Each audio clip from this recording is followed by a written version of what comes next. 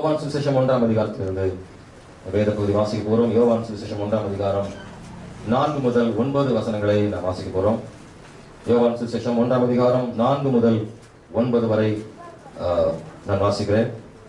அவருக்குள் ஜீவன் இருந்தது, அந்த ஜீவன் மனுஷருக்கு ஒளியாய் இருந்தது. அந்த ஒளி இருளிலே பிரகாசிக்கிறது, இருளானது அதை பற்றிக் கொள்ளவில்லை. தேவனால் அனுப்பப்பட்ட ஒரு மனுஷன் இருந்தான், அவன் பேர் யோவான். அவன் தன்னால் எல்லாரும் விசுவாசிக்கும்படி அந்த ஒளியை குறித்து சாட்சியாக வந்தான். அவன் அந்த ஒளி அல்ல, அந்த ஒளியை குறித்து சாட்சி கொடுக்க வந்தவனாக இருந்தான். உலகத்துல வந்து எந்த மனுஷனையும் பிரகாசிப்பிக்கிற ஒளியே அந்த மெய்யான ஒளி. மெய்யான ஒளி என்று நாம் இங்க வாசிக்கிறோம். அவருக்குள் ஜீவன் இருந்தது, அந்த ஜீவன் மனுஷருக்கு ஒளியா இருந்தது. அந்த ஒளி இருளிலே பிரகாசிக்கிறது, இருளானது அதை பற்றிக் கொள்ளவில்லை. தேவனால் அனுப்பப்பட்ட ஒரு மனுஷன் தான் அவன் பேர் யோவான். அவன் தன்னால் எல்லாரும் விசுவாசிக்கும்படி அந்த ஒளியை குறித்து சாட்சி கொடுக்க வந்தான். 9 சொல்லியிருக்கு, உலகத்தில் வந்து எந்த மனுஷனையும் பிரகாசிப்பிக்கிற ஒளியே அந்த மெய்யான ஒளி என்று சொல்லப்பட்டது. இயற்கையான ஒளிகளை பற்றி பார்க்கிறோம், சூரிய வெளிச்சத்தை பார்க்கிறோம், நெருப்பின் மூலமாக வரக்கூடிய வெளிச்சத்தை எல்லாம் பார்க்கிறோம். ஆனால் இந்த வேதம் சொல்லுகிறதான ஒளி என்பது மெய்யான ஒளி என்று சொல்லப்பட்டிருக்கிறது.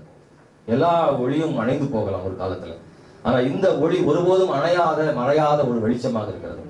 மெய்யான ஒளி என்று எழுதப்பட்டிருக்கிறார். மனிதன் வந்து வெளிச்சத்தை, தீபத்தை வணங்குறான், சூரியனை ஆராதிக்கிறான். நாம் சூரியனை படைத்தவரை என்ன செய்கிறோம்? ஆராதிக்கிறோம். அல்லேலூயா, ஸ்தோத்திரம். கடவுளுக்கு தீபம் காட்டுகிறார், ஆனால் ஆண்டவர் சொல்றாரு நாமே தீபமாக வேண்டும் என்று சொல்கிறார். சில வித்தியாசங்களை இந்த காலவேளை நாம் புரிந்து கொள்ள வேண்டிய இடத்துல நாம் இருக்கிறோம். நாம் ஆராதிக்கிற அந்த ஒளி இருக்குல்ல, ஒட்டுமொத்தமாக உலகத்துல பலர் சொல்றாங்க கடவுள் வந்து வெளிச்சமா இருக்கிறார், அதை அப்படி நிறைய பேர் ஏத்துக்கிறாங்க.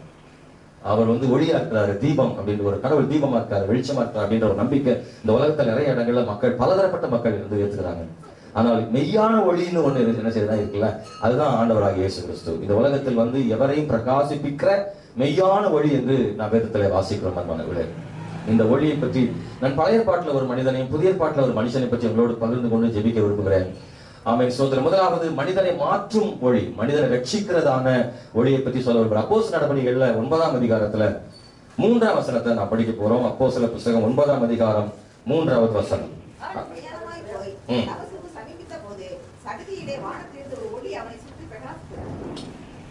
அவன் பிரயாணமாய் போய் தமஸ்குவுக்கு சமீபித்த போது சடுதியிலே வானத்தில் ஒரு ஒளி அவனை சுற்றி பிரகாசித்தது.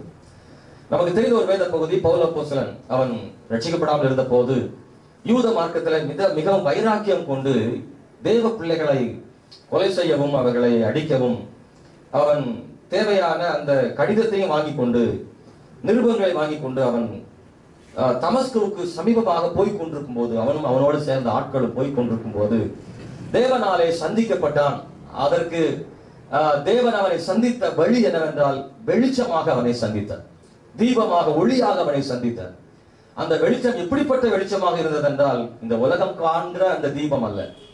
இந்த உலகம் எல்லாம் சொல்லிக் கொண்டிருக்கிறார்களே வெளிச்சம் தீபம் என்று, அந்த வெளிச்சத்தில் அல்ல அவன் சந்திக்கப்பட்டது. தேவனாகிய ஆண்டவராகிய அந்த ஒளி எப்படிப்பட்ட ஒளியாக இருந்தது என்றால், மனிதன் பிரமித்த அந்த சூரிய ஒளி அல்ல, மத்தியானத்தில் பிரகாசித்த அந்த ஒளி இல்ல.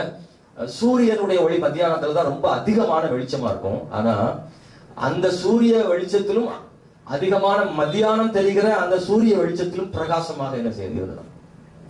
26வது அதிகாரத்துல நீங்க அப்போஸ்தலர்ல படிச்சீங்கன்னா அது அங்க பவுல் அப்போஸ்தலன் சாட்சியா அதை சொல்றாரு. அப்போஸ்தலர் 26ஆம் அதிகாரம் 13ஆம் வசனத்துல, மத்தியான வேளையில் ராஜாவே, நான் வழியில சூரியனுடைய பிரகாசத்திலும் அதிகமான ஒளி வானத்திலிருந்து என்னையும் என்னோடு கூட பிரயாணம் பண்ணினவர்களையும் சுற்றி பிரகாசிக்க கண்டேன். இந்த வெளிச்சம் பவுலை திடுக்கிட வைத்தது. இதுவரை பவுல் அந்த மாதிரி வந்து ஒரு வெளிச்சத்தை அவன் பார்த்ததில்லை. இதுவரை அந்த மாதிரி வெளிச்சத்தை பார்த்ததில்லை. நீங்களும் நானும் கூட அந்த வெளிச்சத்தை என்ன செய்யல, பார்க்கல. நான் பார்க்க முடியாத ஒரு ஒளி வந்து சூரிய ஒளி தான் அப்படின்னு நினைக்கிறேன்ல. ஸ்தோத்திரம். செயற்கையான வெளிச்சங்கள் பல என்ன செய்யுதுன்னா இருக்கு, இருந்தாலும் இயற்கையாகவே சூரியனுடைய ஒளி தான் ரொம்ப அதிகமா இருக்கு. பூமியிலிருந்து பார்க்க முடியாத அளவுக்கு இருக்கு. இன்னும் பூமியிலிருந்தே பார்க்க முடியாத அளவுக்கு சூரியன் வெளிச்சமா இருக்கு. ஆனா சூரியன் அருகிலே போய் அதை பார்க்க எவராலும் கூடாது. அது மிக பிரகாசமானதுல. மதியானம் அண்ணாந்து பார்த்தா அவ்வளவுதான், கண்ணு கொஞ்ச நேரத்துக்கு அவுட்டு, அவ்வளவு வெளிச்சமா இருக்கு. ஸ்தோத்திரம். அவ்வளவு பிரகாசமான சூரியன். அந்த சூரியனை உருவாக்கினார், எவ்வளவு பிரகாசமா இருப்பார். பவுல் அவன் பிரயாணம் போய் கூட ஆள் இருக்காங்க, மத்தியான வெயில்ல யோசித்து பாருங்க. ராத்திரி ஒரு வெளிச்சம்னா அது பரவாயில்ல, சூரிய வெளிச்சம் மத்தியானம் பவரா இருக்கு, அப்போ ஒரு வெளிச்சம் கண்ணை கூசுது. அப்படின்னா அந்த வெளிச்சம் எவ்வளவாக இருக்கும். தேவன் தம்முடைய வெளிச்சத்தை அவனுக்கு காண்பித்தார். அன்பானவர்களே, தன்னை பெரியவர் என்று கருதுகிறவனுக்கு ஆண்டவர் தான் யார் என்பதை காண்பிக்கிறார். பவுல் ஆண்டவரை பத்தி அவ்வளவு அவனுக்கு தெரியல. அவர் மிக குறைவாக நினைத்தார். அவருக்கு விரோதமாக எழும்பினார். அவன் அந்த வெளிச்சத்தை கண்ட போது தான் யார் என்பதையும், தான் யாருக்கு விரோதமாக செயல்படுகிறோமோ அவர் யார் என்பதையும் விளங்கிக் கொள்வதற்கான ஒளியாக அந்த ஒளி இருந்தது. ஆண்டவர் ஒவ்வொரு மனுஷனையும் வெவ்வேறு விதங்கள் ஆண்டவர் சந்திக்கிறார் அப்படின்றத நம்ம பைபிள்ல படிக்கிறோம். அந்தந்த நபருக்கு ஏற்ற வகையில ஆண்டவர் சந்திக்கிறார். சவுலை சந்திப்பதற்காக தேவன் பிரகாசமான ஒரு ஒளியின் மூலமாக அவனை சந்திக்கிறார். இப்படி சந்திச்சாதான் அவன் வாழ்க்கையில பெரிய மாற்றங்கள் கொண்டு வர முடியும்னு கர்த்தர் ஒரு பெரிய திட்டத்தை அவனுக்காக வைத்திருந்தார். அவன் பிரயாணப்பட்டு வருகிற பொழுது அதை கண்டு தரையில விழுந்து போனான்னு பார்க்கிறோம். ஆண்டவர் சொல்றாரு, சவுலை சவுலை, நீ என்னை ஏன் துன்பப்படுத்துகிறாய் என்று தன்னுடைய சொல்ற சத்தம் அவனுக்கு கேட்கிறது. வெளிச்சத்திலிருந்து அவனுக்கு ஒரு சத்தம் அவனுக்கு உண்டாகிறது. அப்பா, நம்மள வெளிச்சம் ரொம்ப முக்கியமானது இல்ல. உலகத்தை உண்டாக்கும் போது கர்த்தர் முதல்ல படைச்சது என்னது? வெளிச்சம் தான். வெளிச்சத்தை தேவன் அதிக முக்கியப்படுத்துகிறார். முதலில் உண்டாக்குறது வெளிச்சம். அதற்கு பிறகு ஸ்தோத்திரம், ஆசரிப்பு கூடாரத்துல முதல்ல அங்க ஒரு விளக்கு என்ன செய்யுது? குத்து விளக்கு ஒண்ணு வைக்கப்படுகிறது. ஏன்னா அது ரொம்ப அவசியம், தேவை. ஆலயத்துக்குள்ள விளக்கு தேவைப்படுகிறது. மாணவர்களே, இதை கேட்கிற சகோதர சகோதரியே, நம் 3 விஷயங்களை ஆண்டவர் சொல்றார். ஒண்ணு ஒளியில் வாழ வேண்டும் என்று சொல்றார். 2 ஒளியாக வாழ வேண்டும் என்று சொல்றார். 3 ஒளியாக்க வாழ வேண்டும் சொல்றார். இது புரியுமான்னு தெரியல உங்களுக்கு. முதல்ல ஒளியில் வாழணும் அப்படின்னா அவரே ஒளியா இருக்கிறார். அவருடைய வெளிச்சத்தில் நாம் என்ன செய்யணும்? வாழணும். அவருடைய ஒளியில் வாழ வேண்டும் என்று 1 யோவான் புஸ்தகம் 1:7 வாசிக்கிறோம். அத நான் சொல்ல விரும்புறேன். அதை யாரை வாசிக்க முடியுமா? 1 யோவான் புஸ்தகம் 1ஆம் அதிகாரம் 7வது வசனம். நமக்கு தெரிகிறது. அவர் ஒளியில் இருக்கிறது போல நாமும் ஒளியில் நடந்தால் ஒருவரோடு ஒருவர் ஐக்கியப்பட்டிருப்போம். அது தெரியும். சகல பாவங்களையும் ரட்சிக்கும். ஒளியில் வாழ்ந்தார், ஒளியில் நடந்தார் சொல்லப்படுது. அப்படின்னா தேவன் ஒளியா இருக்கிறார். அவருடைய ஒளியிலே நாம் என்ன செய்யணுமா? வாழ வேண்டும். அவர் ஒளியில் இருக்கிறது போல நாமும் ஒளியிலே நடந்தால் என்று சொல்லப்பட்டிருக்கிறது. ஸ்தோத்திரம். அன்பான தேவனுடைய பிள்ளைகளே, 2வது மத்தேயு சுவிசேஷம் 5ஆம் அதிகாரம் 14 வாசிக்கிற போது, நீங்கள் உலகத்திற்கு வெளிச்சமாக இருக்கிறீர்கள் என்று சொல்றார். அப்படின்னா நாம் அவருடைய ஒளியில் வாழ்தல். 2வது நாமே ஒளியாக என்ன செய்யறது? வாழ்கிறது. 3வது 1 பேதுரு 2:9 படிக்கும் போது, அந்த வெளிச்சத்தை நாம் மற்றவர்களுக்கு கொடுக்கணும், மற்றவர்கள் வெளிச்சமாகபடி வாழ்கிற ஒரு வாழ்க்கையை பற்றி சொல்லும். 3 விதமான ஒளியை பற்றி நாம் வேதத்தில் வாசிக்கிறோம். அன்பானவர்களே, ஆமென். ஸ்தோத்திரம். நம்மை அப்படிப்பட்டவர்களாக மாற்ற விரும்புகிறார். இந்த சவுலுக்கு தேவன் கொடுத்த ஒளி அவனுடைய வாழ்விலே பெரிய மாற்றத்தை ஏற்படுத்தினது. ஆமென். ஸ்தோத்திரம். தேவன் மனுஷனை சந்திக்கிறதான அந்த வெளிச்சம்.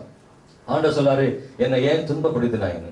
ஆமென். கிறிஸ்தவங்களை துன்பப்படுத்தினான்னு கேட்கல, ஏன் என்னுடைய பிள்ளைகளை துன்பப்படுத்தினான்னு கேட்கல, என்ன ஏன் துன்பப்படுத்தினான்னு கேட்கிற ஆண்டவர். அப்படின்னா ஆண்டோடைய பிள்ளைகள் ஆண்டவர் எவ்வளவு உரிமை எடுத்துக் கொள்கிறார் தெரியுமா?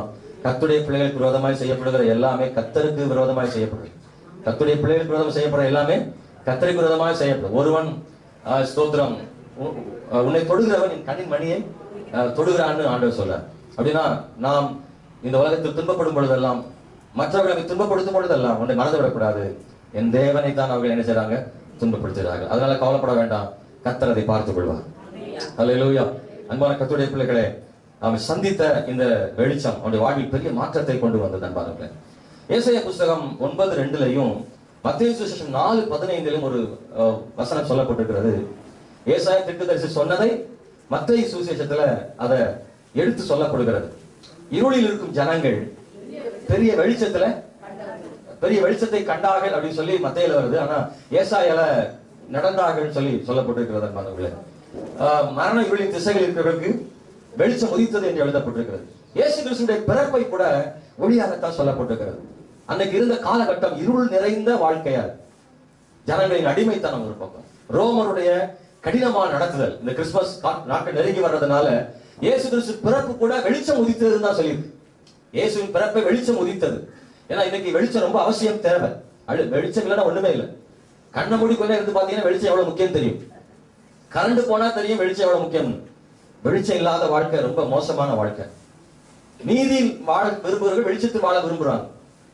ஒரு கூட்டம் இருளில் வாழ விரும்புது. இன்னைக்கும் பாத்தீங்கன்னா இருட்ட விரும்புற மக்கள் என்ன செய்யறாங்க? இருக்காங்க. ஒரு கூட்டம் எங்கேயாவது வெளிச்சம் இருக்குமான்னு பார்த்து ஸ்ட்ரீட் லைட்ல எங்கேயாவது வெளிச்சத்தை தேடி போற ஒரு கூட்டம் இருக்கு. ஆனா இருட்டை தேடி போறதுக்குன்னு ஒரு கூட்டம் இருக்குல்ல, 2 பாட்டிலோட 2 டம்ளரோட இருட்டை தேடி போற கூட்டம் என்ன செய்யுது? இருக்குல்ல. ஆமா, அவங்களுக்கு என்ன தேவை? வெளிச்சம் தேவை இல்ல, வெளிச்சம் இருக்க கூடாதுன்னு நினைக்கிறான். வெளிச்சம் இருந்தா அவனால வாழ முடியாது. அவன் வாழணும், அவன் நிம்மதியா வாழணும்னா அவனுக்கு இருட்டுதான் ரொம்ப அவசியம் தேவைப்படுது. யாரும் பாத்திரக்கூடாதுன்னு இருட்டை தேடி போற ஒரு கூட்டம் ஒரு பக்கம் இருக்கு. இந்த உலகத்துல 2 விதமான கூட்டம் என்ன செய்யுது? இருக்கு.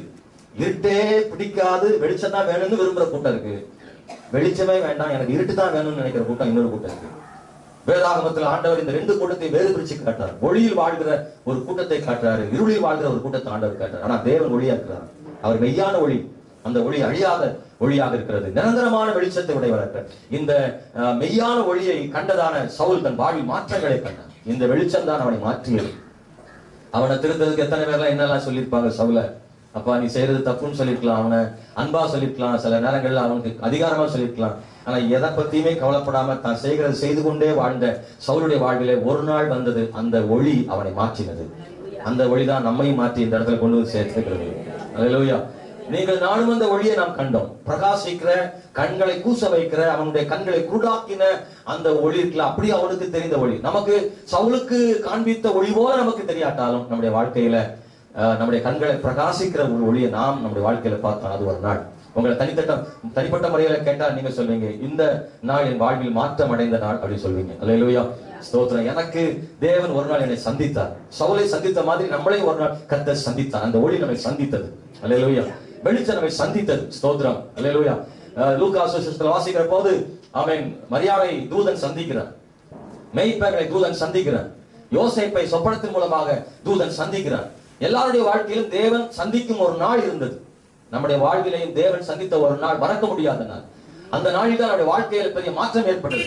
இயேசு எனக்கு போதும், அந்த வெளிச்சம் எனக்கு போதும், அந்த வெளிச்சத்தில் என் வாழ்க்கையில நான் நடப்பேன், அது எனக்கு போதுமான வெளிச்சம் என்று நம்மை அர்ப்பணித்த ஒரு நாள் நமக்கு இருந்துச்சுல, அந்த நாளுக்காக தேவனுக்கு ஸ்தோத்திரம். அல்லேலூயா. சவுல் சந்திக்கப்பட்ட போது அவனுடைய வாழ்க்கை முற்றிலுமாக மாறினது. அந்த வெளிச்சத்துக்கு முன்னாடி அவன் வாழ்க்கை வேற, அந்த வெளிச்சத்தை சந்திச்ச பிறகு அவன் வாழ்க்கை வேறாக மாறினது.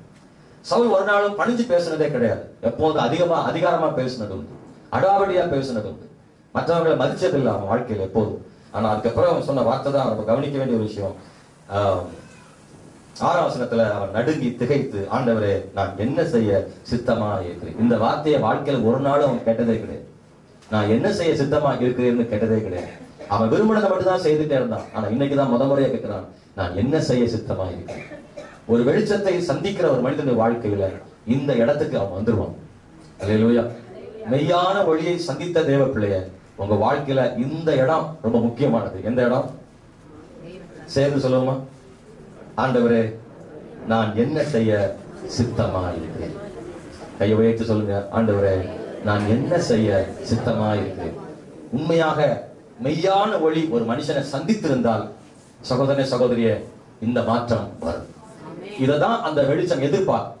மெய்யான ஒளியாகிய தேவன் நம்மகிட்ட எதிர்பார்க்கிறது என்னன்னா, நான் உன்னை சந்தித்ததுனால உன் வாழ்க்கையில இந்த மாற்றம் உன் வாழ்க்கையில தேவை என்று எழுது.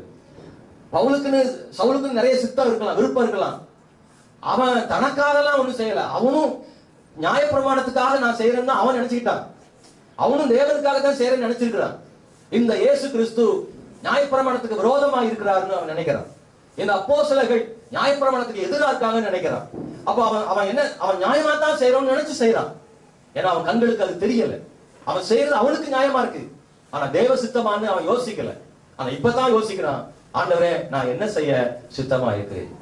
தேவனை சந்தித்த ஒரு தேவ பிள்ளை, அல்லது தேவனால் சந்திக்கப்பட்ட ஒரு தேவனுடைய பிள்ளை, தேவனை சந்தித்த பிறகு அவன் வாழ்க்கையில இந்த ஒரு வார்த்தையை கட்டாயம் சொல்ல வேண்டும்.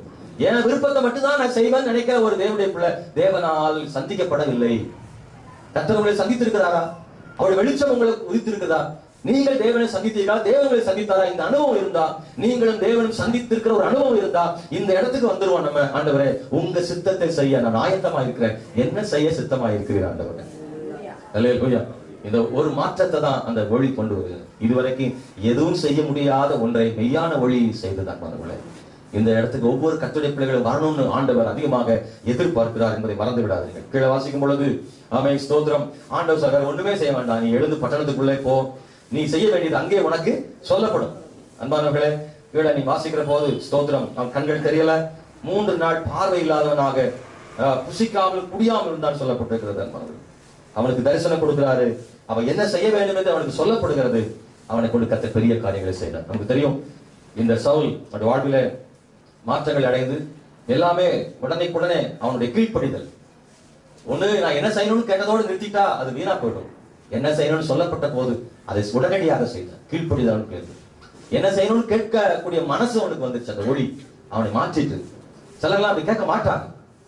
எத்தனை வெளிச்சம் தெரிஞ்சாலும் சரி. தன்னை அர்ப்பணிக்காத மனிதர்கள் பலர் உண்டு. ஆனா தான் என்ன செய்ய வேண்டும் என்று கத்தட்ட அர்ப்பணம் செய்த ஒரு மனிதன் அந்த அர்ப்பணத்தை நிறைவேற்றான் பாருங்க. அது ஒரு முக்கியமானது. 18ஆம் வசனத்தில் உடனே அவன் கண்கள் எழுந்து மீன் சதுர்கள் போன்றவைகள் விழுந்தது. அவன் பார்வை அடைந்து எழுந்திருந்து ஞானஸ்நானம் பெற்றான். 20ஆம் வசனம், தாமதமின்றி கிறிஸ்து தேவனுடைய குமாரன் என்று ஆலயங்களிலே பிரசங்கித்தார். உடனே தாமதமின்றி இதெல்லாம் வருது. நாட்கணக்காக இழுத்துட்டு போல உடனடியான கீழ்ப்படுதல். என்ன ஆண்டவர்கிட்ட ஒப்பு கொடுத்தானோ அதை உடனே செய்து கொடுத்தான். மனிதனை சந்திக்கிற அந்த ஒளி, மெய்யான ஒளி இருக்குல்ல, மனிதனை ரட்சிக்கும் ஒளி அது. ஹல்லேலூயா, ஸ்தோத்திரம். இந்த வெளிச்சம் அவனை எப்படியாக மாற்றிட்டு, கொல்லுகிறவனை உயிர்ப்பிக்கிறவனாக மாற்றிட்டு, சபைகளை இடிக்கிறவனை சபைகளை கட்டுகிறவனாக மாற்றிட்டு, கோபக்காரனை சாந்தமாக மாற்றிட்டு. ஹல்லேலூயா. நீங்க அவன் பின்னாடி ஊழியத்துல அவன் ஆண்டவருக்காக பிரகாசித்த போது அவனை நிறைய பேர் அவனை அடிக்கிறான், அவனுக்கு விரோதமா நிக்கிறாங்க, அவனை பேசுறான், கூட்டம் கூடுகிறார். பவுல் ஒண்ணுமே என்ன செய்யல. ஆனா அவன் முன்னாடி அவன்கிட்ட அப்படி யாரும் வந்து நிற்க முடியாது. பயங்கரமான கோபக்காரன் அவன். அப்படிப்பட்டவனா இருந்த போது இப்போது எல்லாரும் அவனை பேசும்போதும் அடிக்கும் போதும் அவன் சாந்தமாக நிற்கிறான். அந்த ஒளி அவன் கோபத்தை மாற்றி சாந்தமாய் மாற்றி, பாரம்பரியத்திற்காக வைராக்கியமாக நின்று அவனை வசனத்துக்காக வைராக்கியமாக நிற்கும்படி அந்த ஒளி மாற்றிட்டு, அன்பானவர்களே, மாற்றப்பட்ட மனிதனாக நான் பழைய பாட்டில் ஒரு மனுஷனை பற்றி சொல்ல விரும்புகிறேன். யாத்திராகமம் புஸ்தகம் 3ஆம் அதிகாரம் 1வது வசனம். யாத்திராகமம் புஸ்தகம் 3ஆம் அதிகாரம் 1வது வசனம். மோசே மீதியான் தேசத்துக்கு ஆசாரியனாய் இருந்தான். தன் மாமனாகிய எத்திரோவின் ஆடுகளை மேய்த்து வந்தான். அவன் ஆடுகளை வனாந்தரத்தின் பின்புறத்திலே ஓட்டி வேத பர்வதமாகிய ஓரேப் மட்டும் வந்தான். அங்கே கர்த்தருடைய தூதன் அவர் ஒரு முச்செடியின் நடுவில் இருந்து உண்டான அக்கினி துவாரையிலே நின்று அவனுக்கு தரிசனமானான். அப்பொழுது அவன் நின்று பார்த்தான். முச்செடி அக்கினியால் துவாரித்து எரிந்தும் அது வெந்து போகாமல் இருந்தது. இங்கே ஒரு வெளிச்சத்தை, ஒளியை நாம் பார்க்கிறோம். பவுல் அப்போஸ்தலனை சவுலை சந்தித்த ஒரு ஒளி, மோசேயை சந்தித்த ஒரு ஒளி, தேவன் சந்திக்கும் போது ஒரு ஒளியின் மூலமாய் சந்திக்கிறது. மோசே மீதியான் தேசத்துல இருக்கிறான். வனாந்தரத்துல ஆடுகளை மேய்த்து கொண்டு. மோசேயினுடைய நிலை என்ன அப்படின்னா, அவன் ஒரு சோர்வுக்குள்ளான இடத்துக்கு வந்துட்டான். அவன் உயிருக்கு பயந்தவனாக எகிப்தை விட்டு ஓடி வந்துவிட்டான். ஏதோ ஒரு கல்யாணம் பண்ணிட்டு குழந்தைகளோட ஆடு மாடு மேய்ச்சி அந்த வனாந்தரத்திலேயே வாழ்க்கையை முடிக்கணும்னு ஒரு தீர்மானத்துல இருக்கு. அவனுடைய திட்டங்கள், எதிர்கால நோக்கங்கள் எல்லாம் ஒண்ணும் இல்லை. அவன் என்ன நினைச்சானோ அதெல்லாம் அவனுக்கு நடக்காம போயிடுச்சு. அவன் என்ன நினைத்திருந்தான் மனசுலன்னா, நான் அரண்மனையில் சுகமாக வாழ்வதை விட எபிரேயரோடு என் ஜனத்தோட துன்பத்தை அனுபவித்தால் போதும் நினைக்கிறேன். அந்த கஷ்டங்களை அனுபவிக்க தன்னை ஒப்பு கொடுத்தான். எப்படியாயினும் இஸ்ரவேலுக்காக, எபிரேயர்களுக்காக யுத்தம் செய்து அல்லது போரிட்டு போராட்டம் பண்ணி எகிப்தியர் கையில இருந்து இஸ்ரவேலை காக்கணும்னு திட்டமிட்டு தான் அவன் முயற்சி பண்ணான். சில செயல்பாடுகள் அப்படிதான் அவனுக்கு இருந்தது. எகிப்தியன் இஸ்ரவேல் சண்டை போட்டால் எகிப்தியனை கொண்டு இஸ்ரவேலை காப்பாற்றினான். இஸ்ரவேலனுக்கு நியாயம் விசாரித்தார். இஸ்ரவேல் 2 பேரே சண்டை போட்டாலும் கூட போய் ஏன் நீங்க சண்டை போடுங்கன்னு விளக்கு தீர்த்தார். தன் தலைவனாக இருக்க விரும்பினான். இஸ்ரவேலின் தலைவனாக அவனுடைய செயல்பாடு அப்படிதான் இருந்தது. அவனுடைய செயல்பாட்டை பார்த்தா அவன் ஒரு தலைவனாக இருந்து இஸ்ரவேலின் மக்களுக்கு பிரதிநிதியாக இருந்து அவங்களை காப்பாற்ற நிலைமையில அப்படிதான் அவன் போயிட்டே இருந்தான். ஆனா அவனுடைய நோக்கம் ஒண்ணுமே நடக்காம போயிடுச்சு. ஏன்னா அவன் செய்தது பார்வோனுக்கு தெரிய வந்த போது ஓடி போய் ஆடுகளை மேய்த்துக் கொண்டு. ஆனா தேவன் அவனை சந்திக்கிறார்.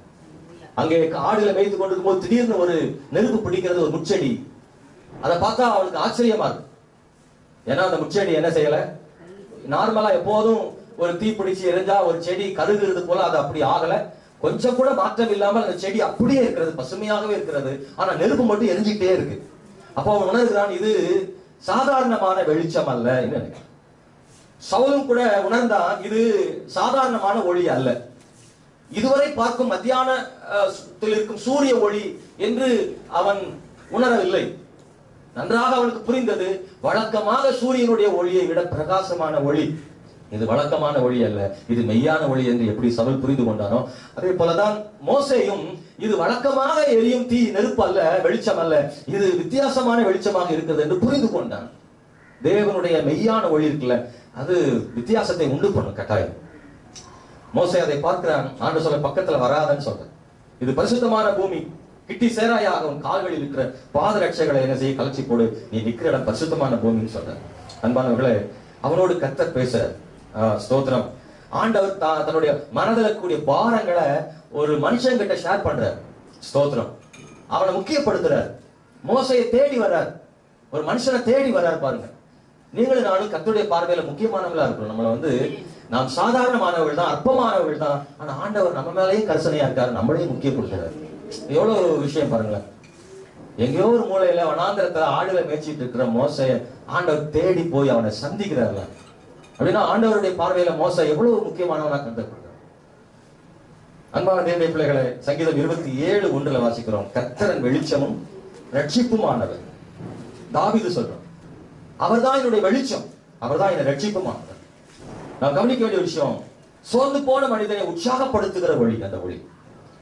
மோசே வாழ்வில ரொம்ப சோர்ந்து போயிருந்த ஒரு மனிதன், அவனை உற்சாகப்படுத்தும்படி வந்த அந்த ஒளிதான் அந்த நெருப்பில அவன் கண்ட அந்த வெளிச்சம்.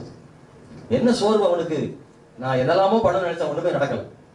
எனக்கு இந்த கால வேளையில சோர்ந்து போயிருக்கிறது என்னுடைய பிள்ளை, உங்களை இந்த வெளிச்சம் என்ன செய்யணும், சந்தித்தால் உங்களுடைய சோர்வுகள் கட்டாயம் மாறும். ஸ்தோத்திரம். எனக்கு இந்த காலையில் யாராவது சோர்ந்து வந்திருந்தீங்கன்னா இந்த ஒளி உங்களை சந்திப்பதாக. நம்ம ஒரே ஒரு நாளிலே சந்தித்த ஒளி மட்டுமல்ல, அந்த நாள் முதல் கொண்டு நம்முடைய வாழ்நாள் முழுவதும் அந்த ஒளி சந்திக்கும். அதான் முக்கியமானது. மோசையை ஒரே ஒரு நாள் சந்தித்து விட்டு அந்த ஒளி போய்விடவில்லை. மோசையை ஒரு நாள் சந்தித்ததான அந்த ஒளி, அந்த வெளிச்சமானது மோசையோடு கூடவே இருந்துச்சு கடைசி வரைக்கும். அவன் வெற்றி பெறுகிற வரைக்கும் அந்த ஒளி அவனோடு கூட இருந்தது. அதுதான் மெய்யான ஒளின்னு சொல்றோம். தோன்றி மறைகிற ஒளியை நாம் உலகத்தில் பார்க்கிறோம். ஆமென், ஸ்தோத்திரம். ஆனால் மறையாத ஒரு ஒளி, மனுஷனோடு இருக்கும் ஒளி ஒண்ணு இருக்குல்ல, அல்லேலூயா, அந்த ஒளிதான் பிசாசை வென்ற ஒளி, சாத்தானை ஜெயித்த ஒளி. பிசாசு தோற்று போனான் அல்லவா சிலுவையிலே. அந்த மெய்யான ஒளியை சிலுவையிலே சாத்தானை ஜெயித்தது. ஆமென், அல்லேலூயா. தீயவனை கொன்ற அந்த ஒளி இந்த மோசே வாழ்க்கையில அவன் எப்படி மாறிட்டான், உற்சாகம் மாறிட்டான்ல. நீங்க யோசிச்சு பாருங்க, அப்படி மனசுல மோசையின் வாழ்க்கையை ஒரு ஒப்பிட்டு பாருங்க. அவன் அப்படியே டல் ஆயிட்டான், அப்செட் ஆயிட்டான். இனி நம்ம என்ன செய்யுது, என்ன பிரயோஜனம்? மக்களோட மக்களா இருந்தவன் இப்ப காட்டுக்குள்ள தனி மனிதன். அவன் சுற்றி ஆடுதான், ஆடு மேய்ச்சிட்டு காட்டுக்குள்ள யாருக்கு உலகம் தெரியாதவனா ஒரு வனாந்தரத்துக்குள்ள ஆடு மாடுகளோடு சேர்ந்து அவனும் ஒரு மனுஷன் அவர் மேய்ப்பனான். அவன் வாழ்க்கைய ஒரு குறுகிய வட்டத்துக்குள்ள முடக்கி கர்த்தரவனை சந்திக்காது இருந்தா அவன் வாழ்க்கை எப்படி இருந்து யோசிங்களேன். கர்த்தரவனை அன்றைக்கு அந்த வெளிச்சத்தின் மேல சந்திக்கிறதுனா வாழ்க்கை என்னவா இருக்கும்னா, அங்கேயே ஆடு மேய்ச்சி அங்கேயே வாழ்க்கை அந்த வனாந்தரத்திலேயே ஒரு காலத்துல முடிஞ்சு போயிருக்கும்.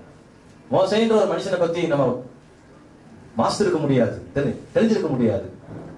ஆனா அவன் வாழ்க்கையின் சோர்வை கர்த்தர் மாத்தின பிறகு ஒரு பெரிய தலைவன் ஆயிட்டால. ஆமென். லட்சக்கணக்கான இஸ்ரவேல் நடத்தக்கூடிய ஒரு பெரிய தலைவனாக அவனை மாற்றி உற்சாகமாக்கி ஜனங்களை வழி நடத்தக்கூடிய ஒரு பெரிய இடத்துல அவனை கொண்டு கர்த்தர் நிறுத்தினார். சோர்வுகளை மாற்றுகிறார். இன்னைக்கு எந்த சோர்வில் இருந்தாலும் இந்த வெளிச்சம் உங்களை உற்சாகப்படுத்த முடியும். தோற்று போன மனிதனை வெற்றி அடைய செய்யும். இல்ல, ஏற்கனவே சொன்னது போல அவன் தோற்று போன ஒரு மனிதன். ஏன்னா அவனுடைய செயல் மோசே எல்லாம் தெரியும் அவனுக்கு.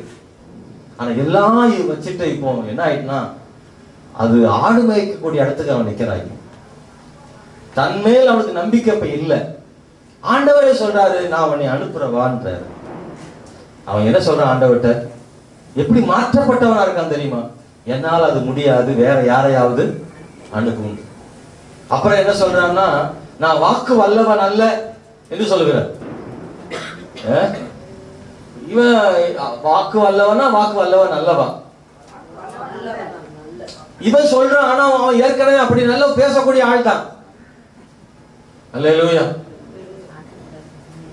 பேசக்கூடியவன் தான், திறமையானவன் தான்.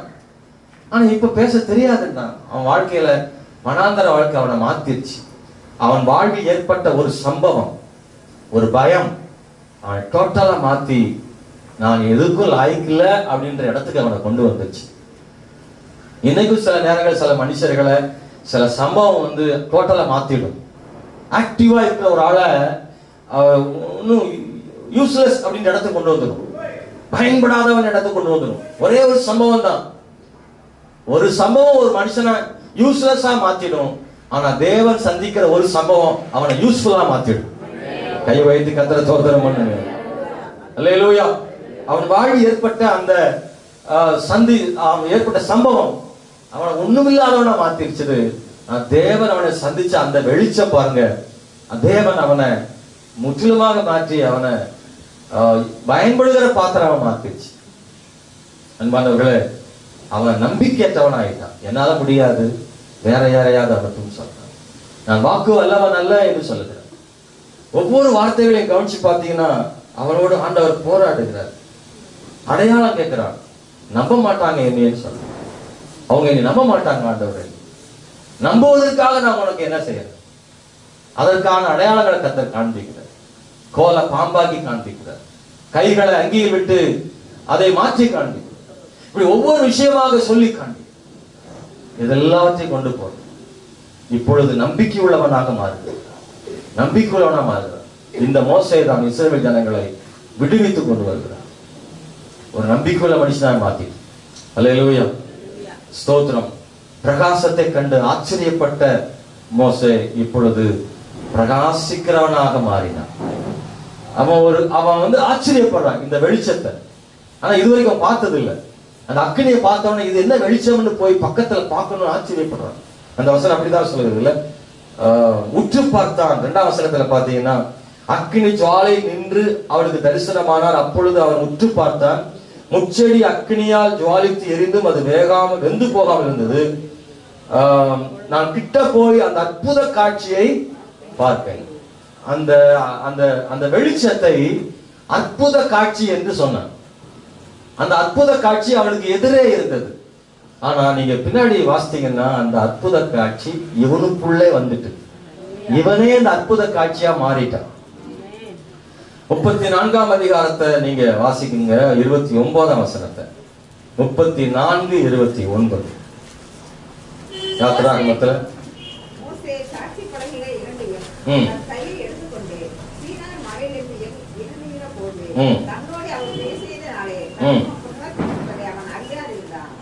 நான் இங்க வாசிக்கும் போது தன் முகம் பிரகாசித்திருப்பதை அவன் அறியாதிருந்தான். இப்போ சாதாரண முகத்தை விட இவன் முகம் பிரகாசமா இருக்கு. இந்த ஜனங்கள்லாம் அவனை பாக்குறாங்க. ஆண்டவருடைய வார்த்தையை வாங்கிட்டு வரும்போது எல்லாரும் பாக்குறாங்க இவனுடைய முகம் எப்படி இருந்தா பிரகாசமா இருந்தது. நம்ம முகமும் செல்ல பிரகாசமா இருக்கும் பாருங்க, அப்படி இல்லை. அல்லேலூயா. என்ன இவங்க முகம் பிரகாசமா இருக்கு அப்படின்னு சொல்லுவோம்ல, அந்த ஃபேர் அண்ட் லவ்லி பிரகாசம் கிடையாது. அல்லேலூயா. ஆமாவா இல்லையா? பாஸ்டர் கூட சொல்லுவோம், இன்னைக்கு நீங்க பிரசங்கம் பண்ண உங்க முகம் பிரகாசமா இருக்கு. அது ட்ரீட்மெண்ட் கொஞ்சம் எக்ஸ்ட்ரா போட்டுட்டாங்க. சில நேரம் நம்முடைய முகம் பிரகாசிக்கும். அந்த பிரகாசம் எல்லாம் சும்மா அந்த வெளிச்சத்துல வர்ற பிரகாசம். மோசேயின் பிரகாசம் அப்படி வந்த பிரகாசம் கிடையாது. அவன் பிரகாசம் எப்படி இருந்துச்சுன்னா, ஜனங்கள் அவன் முகத்தை என்ன செய்ய முடியல, பார்க்க முடியாத பிரகாசம்ங்க. அவங்க சொல்றாங்க, ஆரோனும் இஸ்ரவேல் புத்திரர் எல்லாரும் மோசேயை பார்க்கும்போது அவன் முகம் பிரகாசித்திருப்பதை கண்டு அவன் சமீபத்தில் சேர பயந்தார்கள். அல்லேலூயா. இவன் மற்றவங்க பக்கத்துல போக பயந்த காலம் மோசே. ஐயோ, எகிப்துக்கு போனா பார்வோன் நம்மள என்ன பண்ணிடுவாங்க, கொன்றுவானோன்னு பயம்.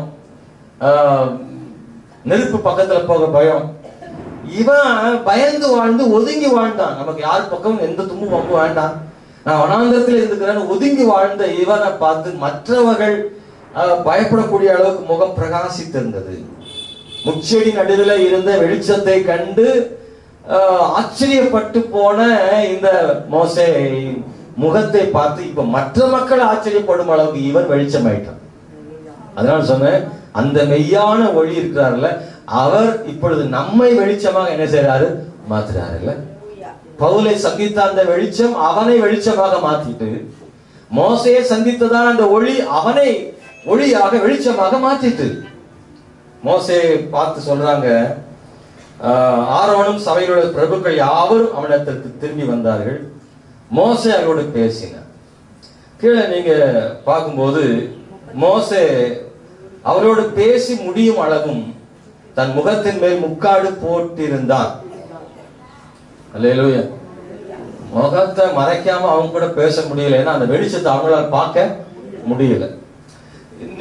போட்டிருந்தான் மட்டும் இல்ல, 35 கடைசி சொல்லுது, முகத்தின் மேல் போட்டுக் கொள்வான்.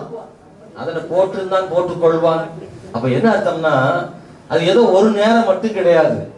அந்த வசனம் திரும்ப சொல்கிறது, இஸ்ரவேல் புத்திரன் முகம் பிரகாசிப்பதை கண்டார்கள். மோசே அவரோட பேசும்படிக்கு உள்ளே பிரவேசிக்கும் வரைக்கும் முக்காடை திரும்ப தன் முகத்தின் மேல் போட்டுக் கொள்வான். இது கண்டினியூவா நடக்கிற விஷயம் ஆயிடுச்சு. ஒரு நிமிஷத்துக்கு மட்டும் கிடையாது, அது கண்டினியூ ஆயிடுச்சு. மோசே முகம் பிரகாசிப்பதை கண்டார்கள். தேவனுடைய பிள்ளைகளை கவனிக்க வேண்டிய விஷயம், ஒரு மனுஷனை கர்த்தர் எப்படி மாத்துறாரு பாருங்களேன். டோட்டலா மோசே வாழ்க்கை மாறிடுச்சு. சோர்ந்து போன மனுஷனை கர்த்தர் மாற்றினார், நம்பிக்கையற்றவனை மாற்றினார், பயந்து போனவனை கர்த்தர் மாற்றினார், அவனை கர்த்தர் உயர்த்தி மேன்மைப்படுத்தினார். அதனால் ஆகாது என்ற இடத்துக்கு வந்தவனை வைத்து ஆக வைத்தார். ஸ்தோத்திரம், அல்லேலூயா. அதே இடத்துல கொண்டு வைத்தார். அரண்மனையில் இருந்தவனை இப்பொழுது மறுபடியும் அரண்மனைக்கே கர்த்தர் கொண்டு போறார். அன்னைக்கு அரண்மனையில் இருந்த நிலை வேறு, இப்பொழுது ஒரு தலைவனாக, ஒரு கூட்டத்தின் தலைவனாக அங்கே போய் நிற்கிறார். இஸ்ரவேல் ஜனங்களை விடுதலையாக்கினார். ஒரு பெரிய வெற்றியோடு எகிப்திலிருந்து வெளியே கானானுக்கு நேராக மக்களை வழிநடத்தி கொண்டு போறவனை கர்த்தர் மாற்றினார். நான் இன்னொன்னையும் சொல்ல விரும்புகிறேன், இஸ்ரவேல் ஜனங்களை விடுவிப்பது மட்டுமா தேவனுடைய நோக்கம்? இல்லை, மோசேயை விடுவிப்பதும் தேவனுடைய நோக்கமாக இருந்துச்சு. மெய்யான அந்த ஒளி நோக்கம் என்ன? இஸ்ரவேலை மட்டும் எகிப்தில் விடுவிப்பது கர்த்தருடைய நோக்கமா இருந்தால் ஆண்டவர் வேற ஒரு வேலையை கூட என்ன செய்திருக்கலாம். ஆனா ஆண்டவருடைய மனசுல இஸ்ரவேல் ஜனங்கள் எகிப்திலிருந்து விடுவிக்கணும், உண்மைதான். ஆனா அது மட்டும் என் நோக்கம் அல்ல. மோசே, ஒன்ன விடுவிக்கணும்னு எனக்கு ஒரு நோக்கம் இருக்குங்க. அல்லேலூயா. ஏன்னா இஸ்ரவேல் ஜனங்களை எகிப்தின் அடிபத்திலிருந்து விடுதலையாக்கணும்னு கர்த்தர் அந்த நோக்கம் மட்டும் ஆண்டவருக்கு இருந்திருந்தா, ஆண்டவர் மோசேட்ட பேசிட்டு இருக்கும் போது மோசே சொல்றான் பாருங்க, இல்ல என்னால முடியாது, வேற யாரையாவது அனுப்புன்னு சொன்ன உடனே ஆண்டவர் ஆளா இல்ல அவருக்கு? எங்க ஆண்டவருக்கு ஆள் இல்லையா? உங்களை விட்டா என்ன விட்டா ஆண்டவருக்கு ஆள் இல்லை நினைக்கிறீங்களா? நம்மளோட பெஸ்டான ஆள்லாம் கர்த்தர் வச்சிருக்காரு. சும்மா வீஞ்சிக்கிட்டு போனா தூக்கி தெரிஞ்சு விடுவாரு. ஹலோ, உங்களுக்கு தெரியுமா? இந்த அருண் செல்வன்னா 1000 அருண் செல்வன் ஆண்டவருக்கு இருக்காரு. நான் ஒன்னும் பிகு பண்ண முடியாது, அப்படிதானா? நான் இல்லைன்னா என்ன செஞ்சிருக்கிற ஆண்டவர் அப்படின்னா, போடா, உன்னை விட ஆள் நான் நிறைய ஸ்டாக் வச்சிருக்கிறேன்றாரு. நாமள உயர்த்தணும்னு கர்த்தர் நினைக்கிறாரு, கூப்பிட்டுருக்காரு, கீழ்படிஞ்சு வந்தா ஒழுங்கா இருந்தா பாப்பாரு, இல்லை தூக்கி வீசுவாரு. ஆனா மோசே மேல, ஆனா நம்ம மேல அன்பு வச்சிருக்காரு ஆண்டவர். நம்மளை கொண்டு செய்யணும்னு ஒரு ஆசை, மோசையை கொண்டு செய்யணும்னு ஆசை. நான் அதை படிக்கும்போது ரொம்ப நான் ஆச்சரியப்பட்டு போனேன். ஆண்டவர் எவ்வளவு மேல இறக்க வச்சிருக்காருல, ஒரு மனுஷனை ஆண்டவர் எவ்வளவு நேசிக்கிறார்ல. ஆமே, நம்மளா இருந்தோம்னா இந்த மாதிரிலாம் இறங்கியெல்லாம் போக மாட்டோம், அப்படித்தானே? நம்மளாம் இறங்கி போக மாட்டோம். உதவி செய்யணும் வந்தா பல்ல பிடிச்சு பதம் பார்க்கறாமோ, எவருக்கா உதவி செய்யணும்னு போய் ஹெல்ப் பண்ண தான் போயிருப்போம். அவன் ஒரு மாதிரி நினைச்சானா போடா, ஒரு நிமிஷம் தான். நமக்கெல்லாம் பொறுமை அவ்வளவு கிடையாதுங்க. நீங்களாம் அவ்வளவு பெருமிஷம் நினைக்கலாம். ஒரே ஒரு வார்த்தை நோண்டாலும் முடிஞ்சு போச்சு, அதுக்கப்புறம் வந்துடும். ஆண்டவர் அப்படி இல்லை, அங்கேயே நிக்கிறார், அங்கேயே நிக்கிறார். திரும்ப திரும்ப அவன்கிட்ட பேசுறார், மறுபடியும் கேட்கிறார். அந்த வசனத்தை நீங்க படிச்சு பாத்தீங்கன்னா, ஸ்தோத்திரம், நான் இதெல்லாம் பார்த்தேன், ஒடுக்குதலை பார்த்தேன், ஜனங்கள் கஷ்டப்படுறாங்கன்னு ஆண்டவர் சொல்றாரு. வா, உன்னை 10ஆம் வசனத்துல சொல்றாரு, உன்னை நான் பார்வோன் இடத்துக்கு அனுப்பும் வான்றார். அப்பொழுது மோசே தேவன் நோக்கி, பார்வோன் இடத்துக்கு போகவும் இஸ்ரவேல் புத்திரரை எகிப்திலிருந்து அழைத்து வரவும் நான் எம்மாத்திரம் என்ன? அதற்கு அவர், நான் உன்னோட இருப்பேன், ஜனத்தை எகிப்திலிருந்து அழைத்து வந்த பின் நீங்க இந்த இடத்துல ஆராதனை செய்வீங்க, அதுக்கு அடையாளம் சொல்றார். 13 அப்பொழுது மோசே தேவன் நோக்கி, நான் இஸ்ரவேல் புத்திரோட போய் உங்கள் பிதாக்களுடைய தேவன் உங்களிடத்தில் என்னை அனுப்பினார் என்று சொல்லும் போது அவருடைய நாமம் என்னவென்று அவர்கள் என்னிடத்துல கேட்டால் நான் அவர்களுக்கு என்ன சொல்வேன் என்ற, அதுக்கு ஒரு காரணம் சொல்றான். அதற்கு இருக்கிறேன் மோசேயோடு சொல்லியிருக்கிறேன், இருக்கிறேன் என்பவர் என்னை உங்களிடத்தில் அனுப்பினார் என்று இஸ்ரவேல் புத்திரருடைய சொல்வாயாக என்றார். மேலும் தேவன் மோசேயை நோக்கி, ஆபிரகாம் ஈசாக்கின் தேவன் நிறைய சொல்லிட்டே வரார், நீ போய் இஸ்ரவேல் மூப்பரை கூட்டி என்னவெல்லாம் செய்யும் சொல்றார். ஸ்தோத்திரம். 18ஆம் வசனத்துக்கு வந்துட்டீங்கன்னா, அவர்கள் உன் வாக்குக்கு செவி கொடுப்பார்கள், அப்பொழுது நீயும் இஸ்ரவேல் மூப்பரும் எகிப்தின் ராஜாவிடத்தில் போய் எபிரேயருடைய தேவனை கர்த்தரை சந்தித்தார் இப்பொழுதும் நாங்கள் வனாந்தரத்தில் 3 நாள் பிரயாணமாய் போய் கர்த்தருக்கு பலியிட போகணும்னு சொல்லுங்கள் சொன்னார். அல்லேலூயா. ஆனாலும் எகிப்தின் ராஜா கை வல்லமை கண்டால் ஒழிய உங்களை போக விடான் என்று நான் அறிவேன். 4:1 நிறைய சொல்லிட்டே வர. 4:1 வந்துட்டோம்னா, அப்பொழுது மோசே அவர்களை நம்பார்கள். அல்லேலூயா. 1 மணி நேரம் பேசின பிறகு உங்களுக்கு பேசின கோவம் வருமா வராதா? ஆமாவா இல்லையா? எஸ். நீங்க அப்படி யோசிச்சு பாருங்களேன். இவ்வளவு தூரம் ஒரு உன்னதமான தேவன், சர்வ வல்லமையானவர், ஒரு மனுஷன் கிட்ட எடுத்து பக்குவமா கிளிப்பிழைக்கு சொன்ன மாதிரி, நம்ம ஊர்ல சொன்ன மாதிரி பக்குவமா எடுத்து இப்படி எல்லாம் இருக்கும் அவன் சொல்லுவான், நீ சொன்ன நம்ப மாட்டான், மறுபடியும் பேசணும், நான் அனுப்புறேன்னு சொல்லு, இதெல்லாம் பக்குவமா ஆண்டு சொல்லிட்டு கடைசியில முடிச்சு சொன்னா, கடைசி சொல்றான், ஆண்டவர் என்ன அவங்க நம்ப மாட்டாங்க, என் வாக்குக்கு செவி கொடுக்க மாட்டாங்க, கர்த்தர் உனக்கு தரிசனமாகலன்னு சொல்லுவாங்கன்னு சொல்றான். இவனை சம்மதிக்க வைக்கிறதுக்கு 10 பேரை சம்மதிக்க வச்சிடலாம் ஆண்டவர். அப்படி ஒரு வியூ பண்ற ஆண்டவர் பாருங்க, அவனை விடல, அங்கேயே நின்று அவனை சரிப்படுத்தி அவன்கிட்ட அந்த கோலை கையில கொடுத்து அதை கீழே போடுன்னு சொல்றாரு. கடைசி வரைக்கும் 8 சொல்றாரு, அப்பொழுது அவர் முந்தின அடையாளத்தை அவர்கள் கண்டு உன்னை நம்பாமல் போனாலும் பிந்தின அடையாளத்தை கண்டு என்ன செய்வாங்க, நம்புவார்கள்னு 8ஆம் வசனத்துல ஆண்டவர் சொல்றாரு. அப்புறம் இன்னும் சிலதெல்லாம் அவனுக்கு சொல்லி கொடுக்குறார். நீ அப்பொழுது கர்த்தர் அவனை நோக்கி மனுஷன் 10ஆம் வசனத்துல பாருங்க மறுபடியும், அப்பொழுது மோசே கர்த்தரை நோக்கி, ஆண்டவரை, இதற்கு முன்னாவது தேவர் உமது அடியனோட பேசினதற்கு இது வம்பு தானே? எத்தனை பேர் பார்த்து கவனிக்கிறீங்க?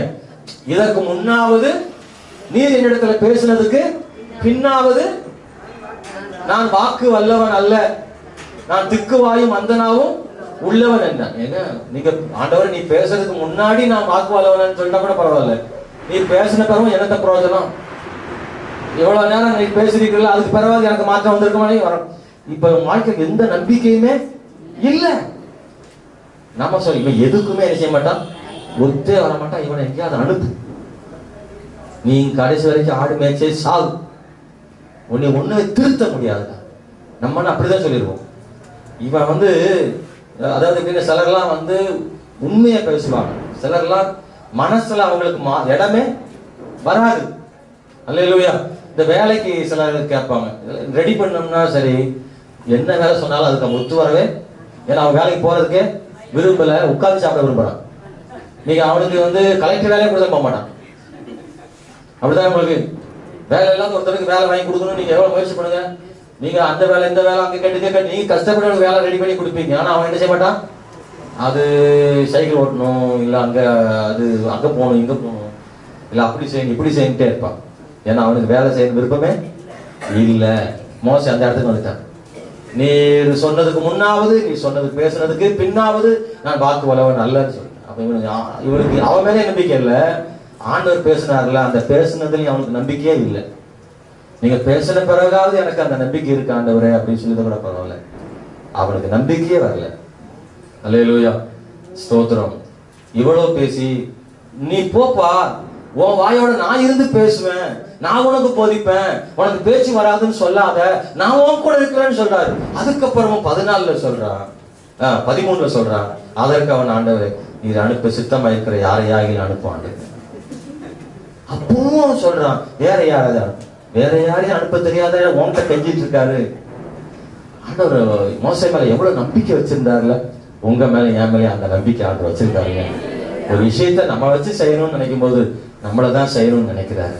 திரும்ப திரும்ப கேட்கிறாரு, இந்த கால் வெளிதே என்ற பிள்ளைய அந்த வெளிச்சத்துக்கு நம்ம கீழ்ப்படிய செய்வோமா? ஹல்லேலூயா, ஆமென். அப்புறம் தான் ஆரோனை அவனுக்கு கொடுத்து அவன் அனுப்புறாரு.